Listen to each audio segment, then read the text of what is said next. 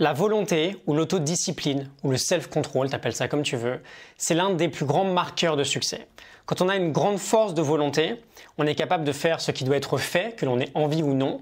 On n'est plus guidé par la motivation qui est trop éphémère et on ne succombe pas non plus à la tentation de la gratification immédiate. On privilégie une action qui aura des conséquences positives sur le long terme, travailler 1 heure de plus sur son projet en fin de journée ou se lever un peu plus tôt pour faire du sport, plutôt que le plaisir immédiat d'allumer la télé ou de rester couché 1 heure de plus. Dans l'épisode d'aujourd'hui, j'aimerais te partager l'une des règles les plus importantes pour booster ta force de volonté.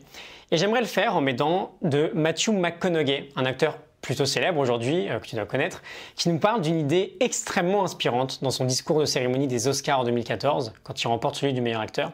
Je te mets le petit passage avec quelques sous-titres et on voit ensemble tout ça juste après. Bon alors excuse-moi, petit changement de programme, j'avais pas prévu que YouTube bloque ma vidéo pour cause de droits d'auteur vis-à-vis des Oscars. Donc ce que je vais faire, c'est que je vais te donner un lien vers la vidéo en question, vers le discours en question.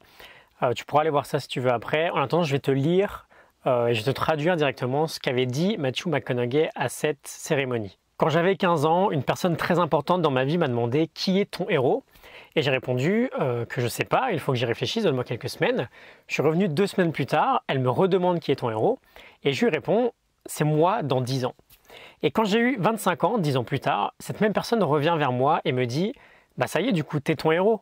Et je lui réponds, certainement pas. Elle me demande pourquoi, et je lui dis que mon héros aujourd'hui, c'est moi à 35 ans.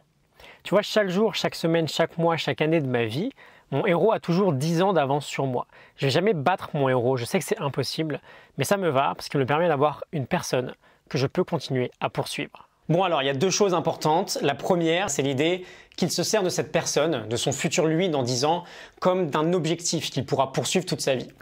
Et du coup, voilà, il aura toujours un but ou une motivation constante. Mais le point que j'ai en tête aujourd'hui, que je veux te partager, c'est justement cette idée de la relation entre nous et notre nous dans 10 ans. Cette relation, elle est absolument fondamentale d'un point de vue volonté, je vais t'expliquer pourquoi. On va aller voir du côté de la New York University et des recherches de Hal Hershfield. Je t'ai mis un lien vers tout ça, tu pourras aussi le retrouver dans The Marshmallow Test, un excellent livre sur la volonté de Walter Mitchell. Alors on va en parler, je vais te montrer une expérience assez fascinante. On te fait passer une IRM, on te met dans le grand tube, et une fois que tu es bien à l'aise, on te demande simplement de penser à toi, de penser à ta propre personne. Et on remarque que quand tu fais ça, tu as une certaine partie de ton cerveau qui va se mettre en activité, qu'on va appeler le self-pattern. Ensuite, on va te demander de penser à un étranger. Et on remarque qu'à peu près dans le même endroit de ton cerveau, tu as une autre partie qui va s'activer, qu'on va appeler le stranger pattern. Et enfin, on te demande de penser à toi dans 10 ans. Qui seras-tu dans 10 ans? Quelle personne tu seras? Ok, donc tu penses à toi, tu as le self-pattern qui s'allume.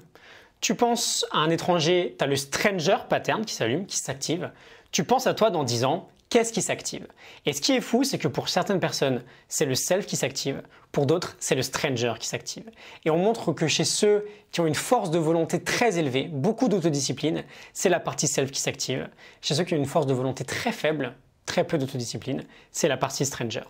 Conclusion, on veut renforcer cette connexion entre nous et notre nous dans 10 ans. On veut devenir meilleurs potes avec notre futur. On veut, comme Matthew McConaughey, que notre nous dans 10 ans devienne notre héros. Et ça semble super évident en fait. Si on a une relation, si on a une super relation avec notre nous plus 10 ans, quand par exemple on va vouloir, j'en sais rien, fumer une cigarette, on va savoir que notre nous plus 10 va pas forcément kiffer. Quand on va avoir le choix entre une séance de sport et une séance de canap', si on s'en balance complètement de notre futur, si on voit notre futur comme un parfait étranger, évidemment on va préférer la facilité, le confort, la gratification immédiate de se faire une séance de canap'. Mais voilà, si on veut avancer, il faut faire les bons choix, qu'on ait envie de les faire ou pas.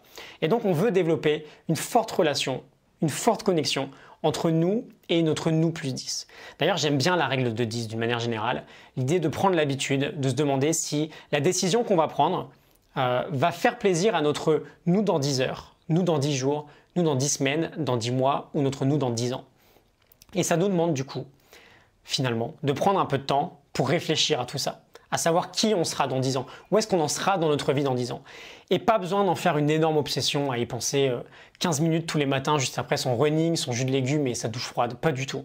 On veut juste, de temps en temps, s'arrêter un peu en fait, et se poser la question simplement, méditer là-dessus quelques instants. Plus on arrive à avoir une idée concrète de qui on sera dans le futur, Et surtout, faut pas trop le dire fort, mais à quel point finalement la personne qu'on deviendra fera des trucs stylés et aura une belle vie. Plus on aura une forte autodiscipline.